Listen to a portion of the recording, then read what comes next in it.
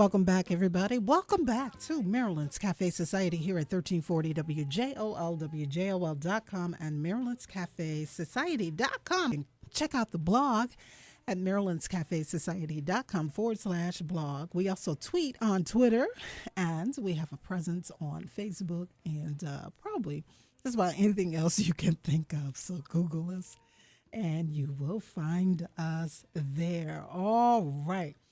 Well, we talked about the cantaloupes. Thank goodness. I normally every summer enjoy cantaloupe, but for some reason this summer I just didn't indulge. And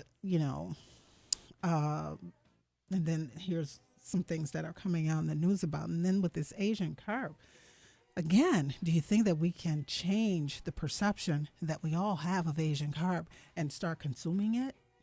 I'd like to hear what you have to say. Well, some people say they don't eat the catfish because catfish are considered scavengers in the waters, and so they eat any and everything, and so a lot of people don't eat that, as well as shellfish like shrimp and things of that nature too. So I don't know. This Asian carp, it sounds like it could be delicious and nutritious.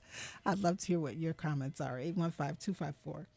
And also, what are your thoughts on this new Walter Payton book that's being released? Has it changed the image that you had of him, or do you think that this author has sort of crossed the line and gone a bit too far in all of this? Let us know. 815-254-7300. In the between time, we're going to continue on. Now, it seems like every week there's some kind of news about Facebook, right? Or other social media. Well, it appears that the Electronic Privacy Information Center is asking the Federal Trade Commission to look into Facebook's tracking of users after they log off the service. And they're also asking the Federal Trade Commission to examine if Facebook's new ticker and timeline features pose privacy risks for users. Well, okay, so here's the idea behind that.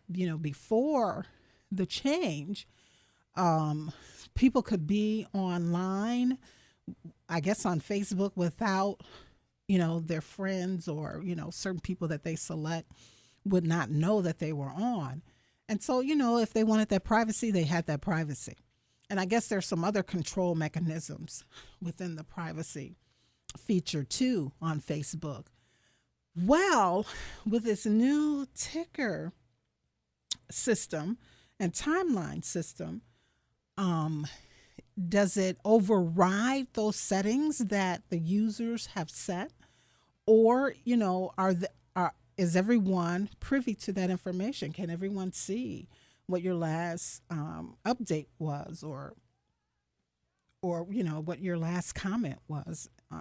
And I guess that's the whole point here with the Electronic Privacy Information Center. They want to know our privacy, are the user's privacy being violated in all of this? Well, we shall see. We shall see. Now, I heard I had been away from Facebook and really the computer for a few days last week. So when all the reports were coming out about the change in Facebook and how people weren't very happy about it, I didn't really have a clue in terms of what they were speaking of. But I did jump on, I think Thursday, for the first time. And it wasn't, in my opinion, initially it wasn't as bad. I didn't really stay on that long, but or I should say use certain features. I didn't stay on long enough to use certain features, and so I really didn't get what some of the complaints were about. But on this morning, prior to coming into the show, I jumped on to kind of take care of some business and do some things, and I attempted to go to a friend's, what do they call it? Their page to put a happy birthday post, to say happy birthday, which prior to the change was never an issue. You just click on the friend's name, and then you get to their screen and you're able to post happy birthday greetings or whatever. Well, this morning I tried to do that and it wouldn't let me. So I'm not sure if if there had been some kind of change within that function as well. I don't know. I have that Facebook presence, but I don't use Facebook a whole lot. So I'm sure maybe it was something really simple that I had to do that I didn't know to do, or was there some kind of significant change that doesn't allow you to do that anymore? If you have the answer, I'd love to hear it. 815-254-7300. So that's been one of the major things that I've noticed with the change. Again, unless I was doing something wrong or failed to do something. So if you have that answer, let me know so that I can know how to do that. All right. And other technology news, they're saying that this fire sale on BlackBerry tablets is really a good one. Some of the retailers are issuing price cuts, and just hours after Amazon unveiled its Kindle Fire tablet for $199, a BlackBerry Playbook tablet was slashed by $200 at Best Buy. All right, and then competition is competition. So there you have it. I have not purchased one of those tablets yet, so I don't know. I don't know what the difference is.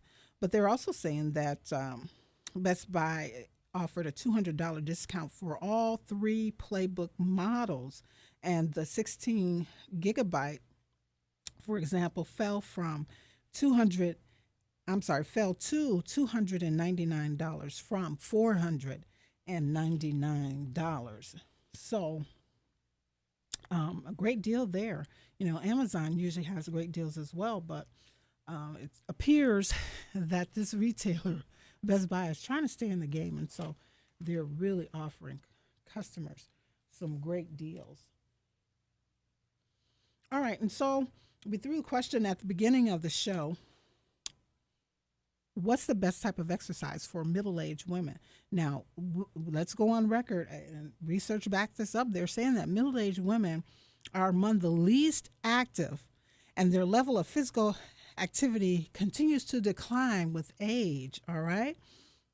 So a group of researchers recruited about 255 women between the ages of 40 and 60 years old. In case you didn't know, that's middle-aged. It sounds like, really archaic, right? Okay. But anyway, they recruited these women to do either moderate or vigorous exercise, and then followed the volunteers to monitor their reactions. Now, they're saying overall, women did moderate exercise. The women who did the moderate exercise were about twice as likely to feel energized and confident. They could do more exercise in the future. More of them showed decreased feelings of sadness and anxiety and felt more vigorous than ever before. Now, and that's the whole point of exercise, right? It's to make you feel better. But in the case of the women who did the vigorous exercise, they were easily or more discouraged. Okay.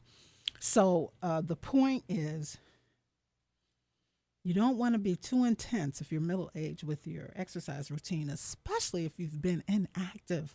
All right. Be moderate. Do moderate activities. For example, walking. What do they call it? Low impact exercise or dancercise. Activities like that will keep you more energized and more confident, and then you're more likely to continue with that exercise regimen.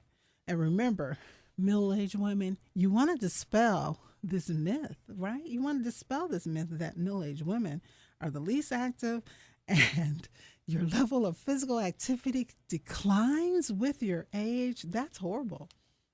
That's horrible. So we don't want that. All right, we're closing in on the 1 o'clock hour. When we come back, it's the entertainment hour, so we'll focus on entertainment news, and we'll be looking for, we're going to do this 2 more Saturdays. We're looking for open mic singing contestants for the big Christmas charity event that's going to be taking place in December. So tune up your vocal cords. Let everybody know you'll be able to call in and sing for us later on in the show. All right? Stay where you are. That's 1340 WJOL Joliet. ABC News is right now.